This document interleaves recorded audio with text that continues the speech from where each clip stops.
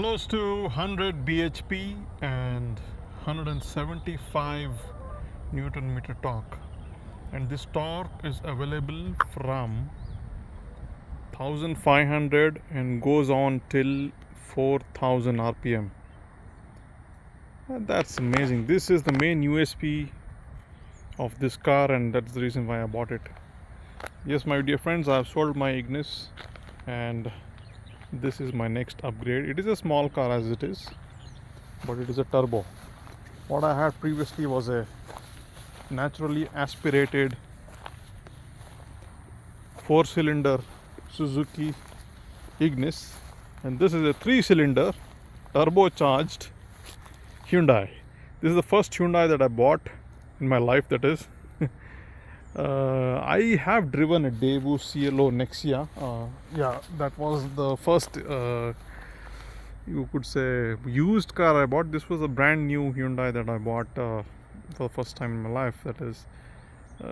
Usually wasn't a fan of Hyundai, but then after buying this car, my perceptions have changed for good. It's a pretty neat package, and I'll explain why. A lot of things. Oh, there it is. What is that?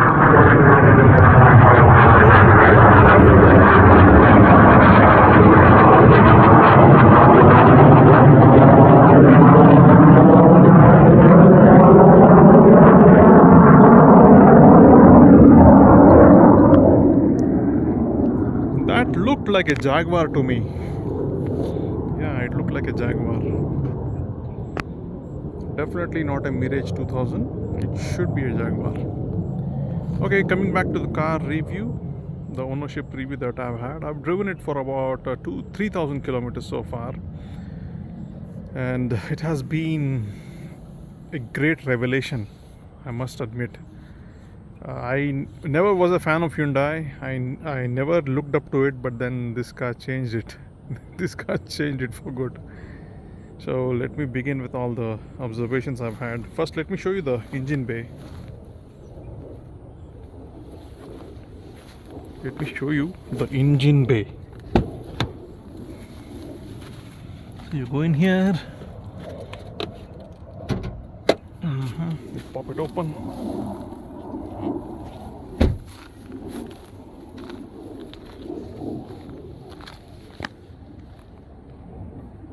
It's pretty hot, you see. Okay, where is it? Yeah, here it is. There you go. I had just recently given it for the first service. My god, I can fry a omelette on this shit. It's so hot that I can fry an omelette on the bonnet. It's hot because I kept it in the sun, not because of the engine running, because I've hardly driven it from my place, so it's pretty short distance. So yeah, anyway, so this is a 3-cylinder unit. Let me show you the turbocharger. That's the main USP. That's the diamond, the hidden gem of this engine. Okay, there you go. There it is. Not sure if you can see it. It's nicely heat shielded and kept inside there. Okay, that's where it is. It is from Garrett Motion. Garrett is an American company which manufactures or specializes in turbochargers, and this is going to be one of their small capacity gasoline wastegate based turbocharger. So you can see all the housing inside, that is for the turbocharger. And you also have an intercooler here. Let me show you the intercooler that is here, which is vertically mounted. You can see through these pipes.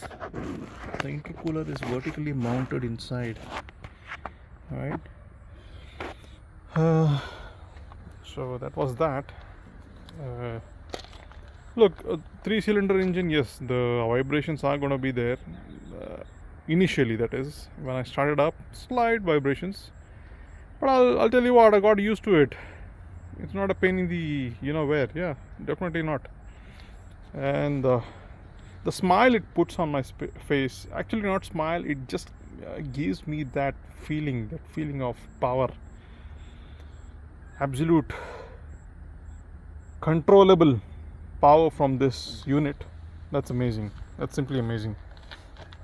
What you see here in terms of the sticky liquid is basically from the service center. What these guys do is they spill some sort of a polished liquid all over the car, including the interior, your steering wheel, your seat, whatsoever.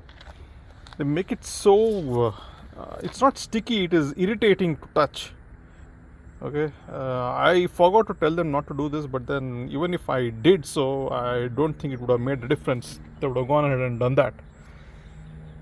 This is one thing I specifically need to watch out for when I give it for service, that is.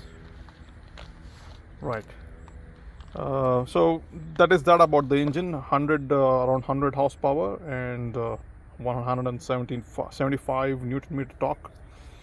The best part is it's generated from 1500 till to 4000 RPM, and you have a wide band of RPM to play with, and that's the best part about it. Let me go ahead and close this. There are slight differences with regards to the way I used to do maintenance with my, with a slight difference, my Ignis, earlier Ignis that is. See, whatever I speak about right now is going to be compared with my Ignis, alright, because that was the immediate car that I had on with me, that is. Yeah, so that's how it's going to be. Let me zoom into the seat covers of this car. It's not going to be stacked in a way that is that usually goes on in the different reviews that you see online. So I'm going to go from topic to topic, whatever comes to my mind, that is. So I'll talk about the seat covers they gave as an accessory. They forced me onto it, and this is the standard fabric cover that comes from the company. This is something they fit at the dealership level. We'll take a closer look when you go in. So the problem with those seat covers was that this is fine, they're nice and comfy. This fabric is nice and comfy. Here I use it for a long drive that is, and then what happens is when you perspire, your perspiration mixes up with this material, whatsoever it may be, plastic or PVC or whatever crap it is, and it gives a very foul odor.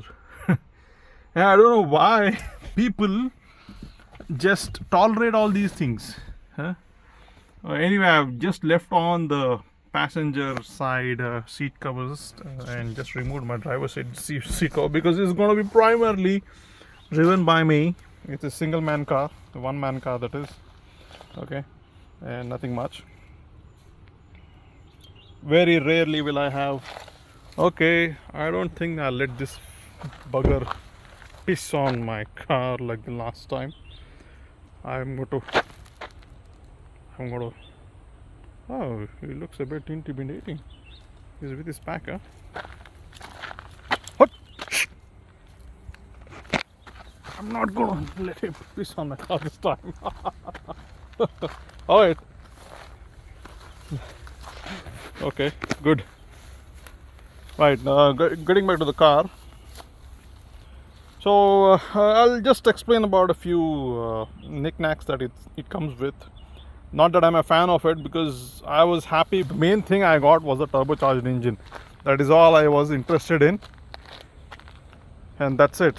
Rest of the things are just a fringe benefit. That's in these cars is basically it has a turbo badge here, and then you would have seen the turbo badge up ahead in the first frame of this review. That's where it is. This is the only way you can differentiate, and it looks like a sleeper, 100% sleeper. Okay, people wouldn't even people I don't know why these buggers wanna behind my car, lady. Anyway, yeah, so coming back to the, I'm very sorry about these guys, sorry. I hope it adds to the video and the entertainment factor, if at all there is. They are from MRF ZVTS. Hyundai has one of the worst choices of stock factory based rubber. Sometimes they even put Kumho radials and Kenda radials and etc. I don't know. I have never even heard of those names. So this is MRF ZBTS at 175/60 R15, right? There was a lot of hue and cry about upgrading the wheels of this, especially the turbo variant, to 185 to 195 in some of the forums. But to be honest, I hardly felt anything. I hardly felt the need of it. I felt fine with these tires.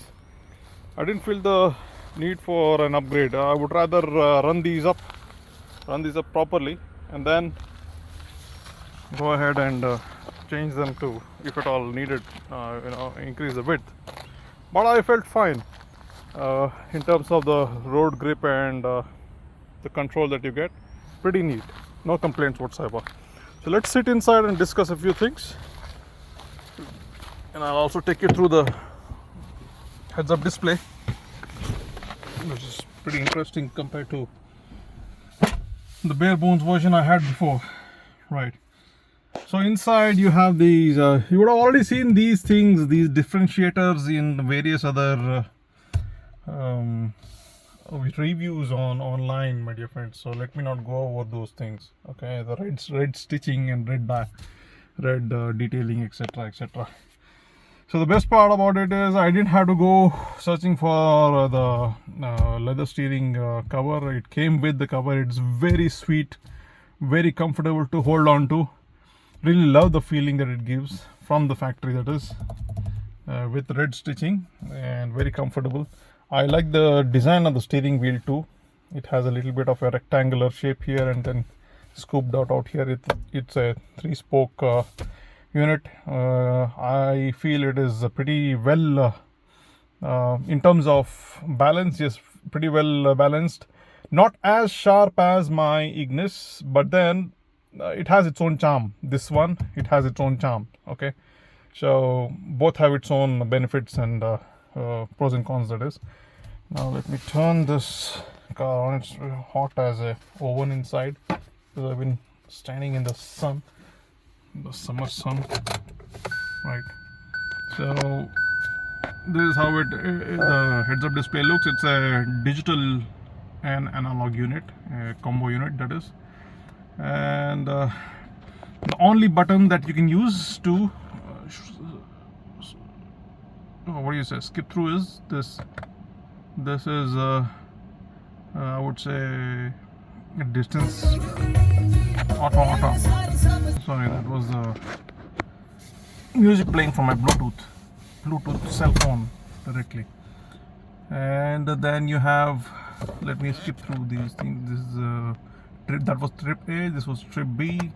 This is the distance to empty, and this is the average fuel consumption, and this is instantaneous fuel consumption. This is the average speed, and this is the number of hours the engine was running. Alright, so that's all you have here. It's I think it's sufficient. Odometer is always on display out here at the bottom, and on top you have the outside temperature. Right now it's at 28 degrees, but it feels more because I don't know, yeah, you have the sun directly above you. And let me turn the car on. So initially during cold starts, what happens is I get a pretty good gruff sound from the engine, and I kind of enjoy it. Pretty good, right? I kind of enjoy it, and I really like the way it sounds. In fact, I'm not sure if this microphone can pick it up. Let me see if I can just raise the engine and see if something is audible.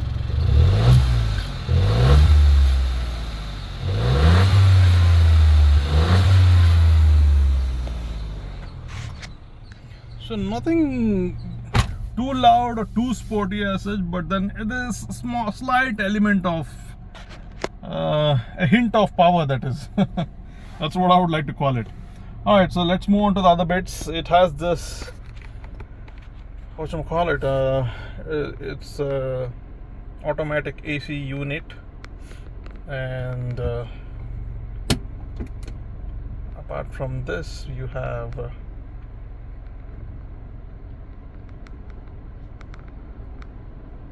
Yeah, automatic AC unit. I am not a fan of this. I would rather prefer a manual one where I have complete control. And this is the audio system with a lot of gizmos that I haven't had the time to go through. You might be wondering what this is. This is the magnet where I usually keep my attach my phone, that is. And you have a wireless charger here with a charging port given by the company itself. It is connected to this. Both of these are connected to each other. You have another port here, and you have a USB for the Android Auto and all that, blah blah. I've hardly used it yet. See, all of the, like I already mentioned, these are just not good to have or not bad to have. You have another port out here, and you have two rear AC vents. So my main concern, as I already mentioned, was my main intention was the turbocharged engine with a manual gearbox. Here it is. This is the manual gearbox. It has long legs, if I may say. Okay, first, second, third, and fourth, and fifth. I'll tell you what, I hardly get to slot it into fifth. Even though I do, when I do, there is a lot of let's say jarring in the car, because it's not really at that speed to be slotted in a fifth gear. That is, you can see this nice glass finish. I would I was saying that I had seen these kind of designs in the old Ambassador steering wheel, a very nice glass finish.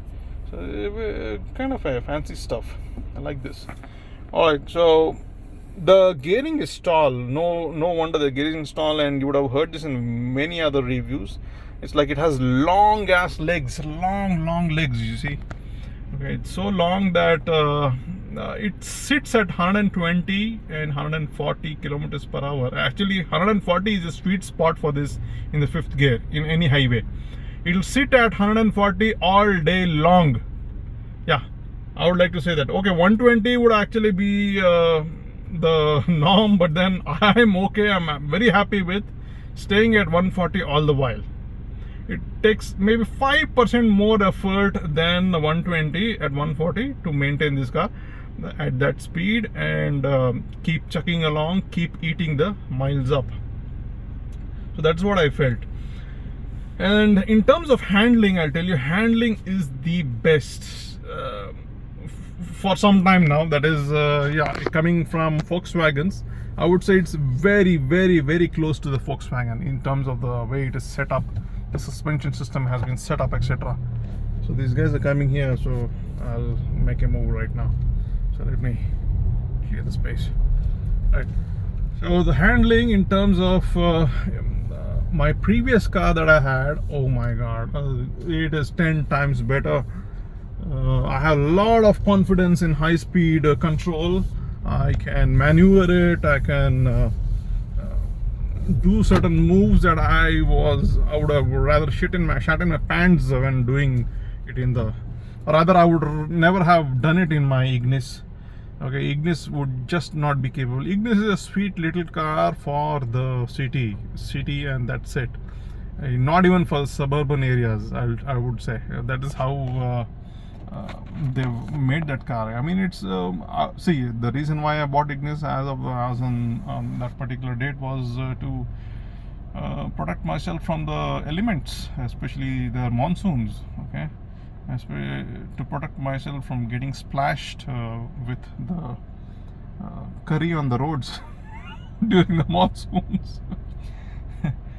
But now, since things have been better as of now, things have improved. I went in for this. I just took a leap of faith and bought this car, and it's going to be, I think, as far as I'm concerned, as far as I've seen, I really enjoy driving it. Okay, no disappointments whatsoever, and I've enjoyed it. The air conditioning is pretty strong. Sometimes I switch off the automatic air conditioning on its own. I mean, on my own, because you just push this button and that's it, it's off. But it gets too cold inside because of this AC, right? So that's how I control. So that's the reason why I said I prefer a manual one. Anyway, this is fine, well and good.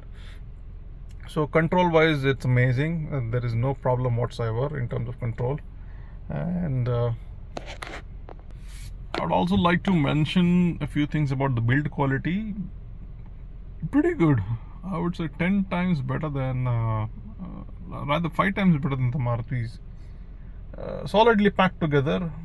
It is well weighted, you see. It's well weighted. Even the outside rear view mirrors, you can see it covers a lot of area. I don't need those small convex mirrors, blind spot mirrors. This does a very good job. Okay, I used to put those small convex mirrors on my Ignis. It had, I think, the cheapest and tackiest outside rear view mirror that I would have seen. This covers a pretty good part of it. Best part is, see here, you have the folding controls.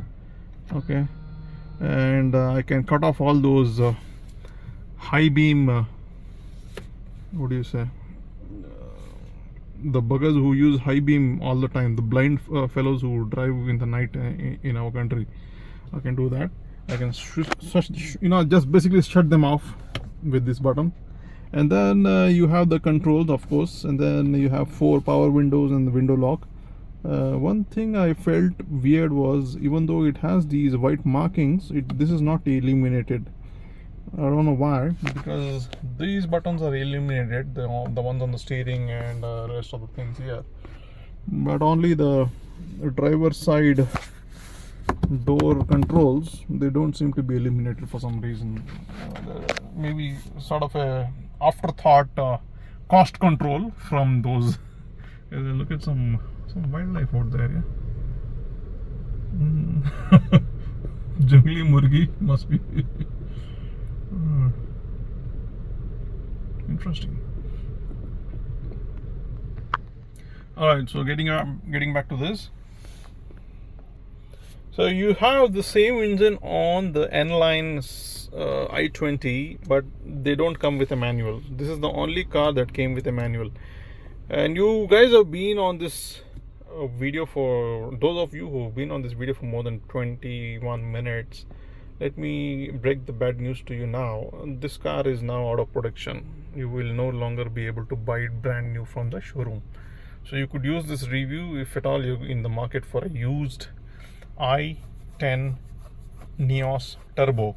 And that too, I doubt if it'll be available, because it is a limited edition car. It never sold in numbers. Maybe that's one of the reasons Hyundai stopped manufacturing it.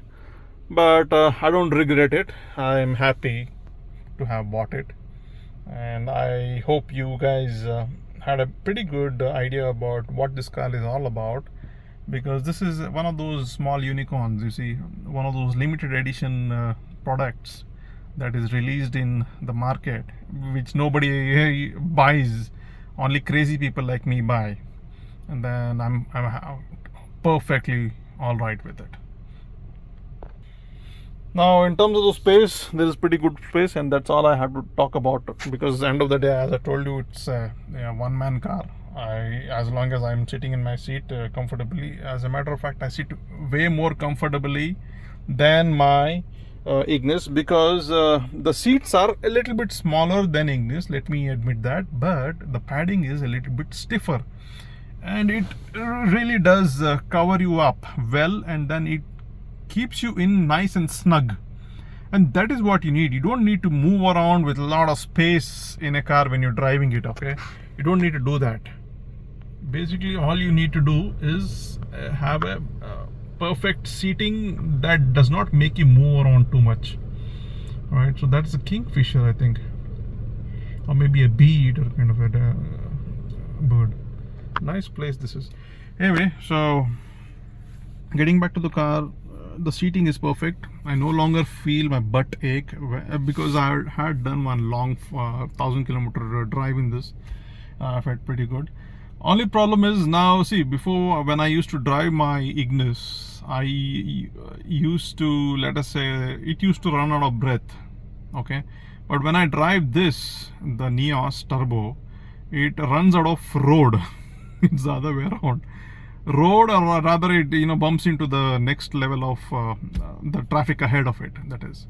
So that is when you have to brake, and then you have to negotiate again. Whereas in the Ignis, I so at around 180 to 100, I think 80 was the sweet spot for the Ignis. Right here, as I told you, it is 120 or it is 140 according to me, because I am fine with keeping it at 140 without any issues. 120 is sweet as it can get. It just sits there whole day. It is a heavy engine, and what I've heard is the Hyundai engineers have made some changes. Okay, they have made some changes to the suspension, and I like it the way they have done it. It's not too rough, it's not too stiff, but it controls very well at those high speeds, which the Ignis wouldn't do, even though the suspension was stiff, but it wouldn't instill confidence, but this one surely does. And this is with the stock 175 section tires. As I'm speaking, if in case you upgrade it to 185, it might change. Let's talk a bit about the fuel efficiency now. The fuel efficiency of this car is so far been around 16 kilometers, a combination of both highways and the cities, right? So yeah, the fact is that I do, let's say, drive very enthusiastically, because I cannot drive sedately. This car does not encourage one to drive sedately, for sure. As far as the RI consumption is concerned, it's supposed to give me 20.8 kilometers per liter. But then you have a turbo at your command.